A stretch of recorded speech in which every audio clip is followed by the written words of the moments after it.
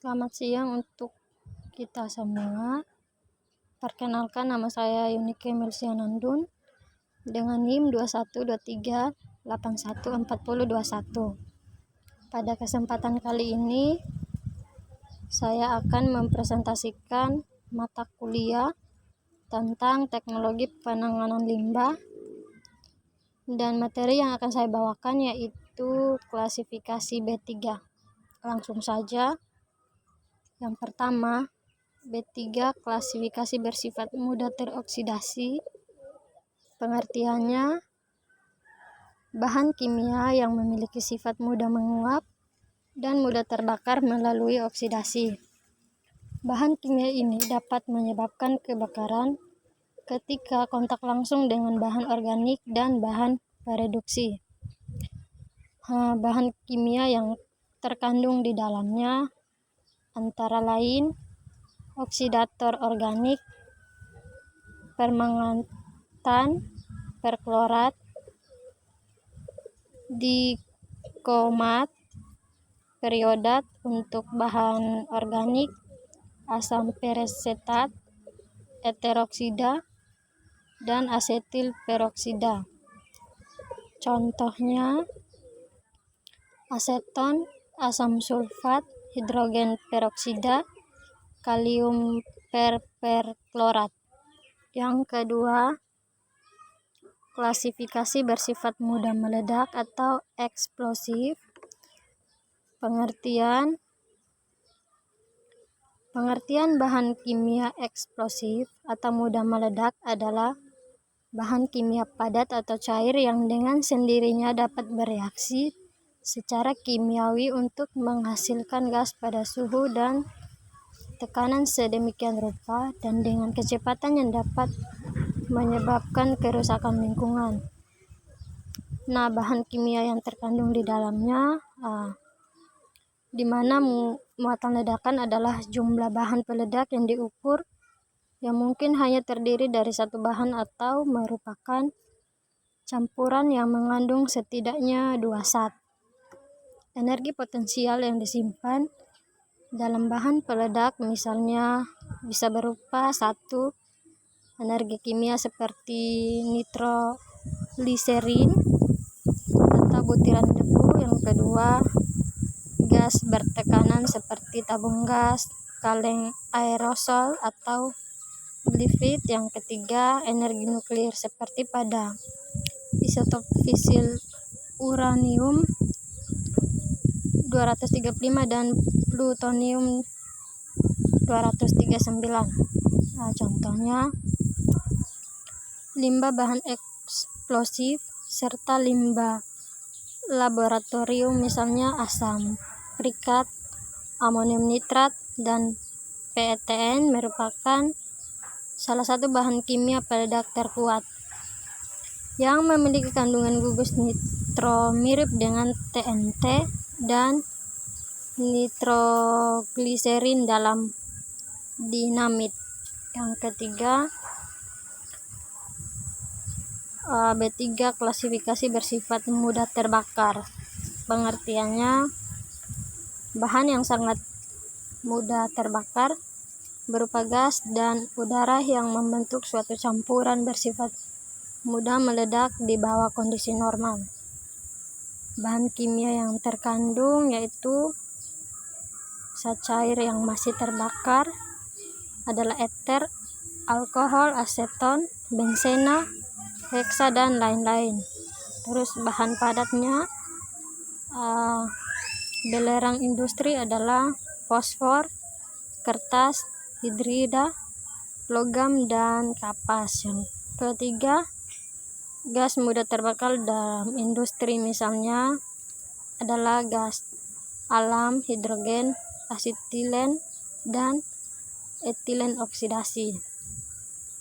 Yang keempat, B3 klasifikasi bersifat beracun. Pengertian, bahan kimia yang dapat menyebabkan bahaya terhadap kesehatan manusia atau menyebabkan kematian apabila terserap ke dalam tubuh karena tertelan lewat pernapasan atau kontak lewat kulit. Nah, bahan kimia yang terkandung ya mungkin penentuan sifat racun ini didasarkan atas uji LD50, beracun, sangat beracun, amat sangat beracun, bersifat bahaya, toksisitas akut. Contoh arsen triklorida, merkuri klorida, kalium sianida, metanol, hidrogen sulfida. Berikutnya, klasifikasi bersifat berbahaya. Simbol X merupakan simbol bahan kimia berbahaya, yaitu iritan, artinya yang dapat menyebabkan iritasi, gatal-gatal, dan dapat menyebabkan luka bakar pada kulit. Harus menghindari kontak langsung dengan kulit. Contohnya NaOH, amonia, belerang oksidasi. Yang berikutnya, klasifikasi bersifat iritasi. Simbolnya seperti berikut, bisa dilihat. Limbah yang bisa membawa dampak iritasi adalah limbah yang mengandung sensitasi pada kulit, peradangan, maupun membawa dampak iritasi pernapasan, pusing, dan mengantuk andaikan terhirup. Contoh limbah ini adalah asam formiat yang dihasilkan berasal dari industri karet. Simbol ini menunjukkan suatu bahan yang memiliki karakteristik sebagai berikut. A. Padatan cairan yang terjadi kontak secara langsung atau terus-menerus dengan kulit atau selaput lendir yang dapat menyebabkan iritasi atau peradangan. B. Toksisitas sistemik pada organ target spesifik karena paparan tunggal dapat menyebabkan iritasi pernapasan, mengantuk, atau pusing. C. Sensitasi pada kulit dan dapat menyebabkan reaksi alergi pada kulit atau iritasi atau kerusakan parah pada mata yang dapat menyebabkan iritasi serius pada mata. Yang berikutnya, klasifikasi bersifat korosif. Simbolnya bisa dilihat pada samping. Simbol ini menunjukkan suatu bahan yang memiliki karakteristik sebagai berikut. A. Menyebabkan iritasi atau terbakar pada kulit. B. Menyebabkan proses pengkaratan pada lempeng baja. SAE dengan 1020 dengan laju korasi 6,35 mm atau tahun dengan temperatur pengujian 55 derajat Celcius, dan C. Mempunyai pH sama atau kurang dari 2 untuk B3 bersifat asam dan sama atau lebih besar dari 12,5 untuk B3 yang bersifat basa. Contoh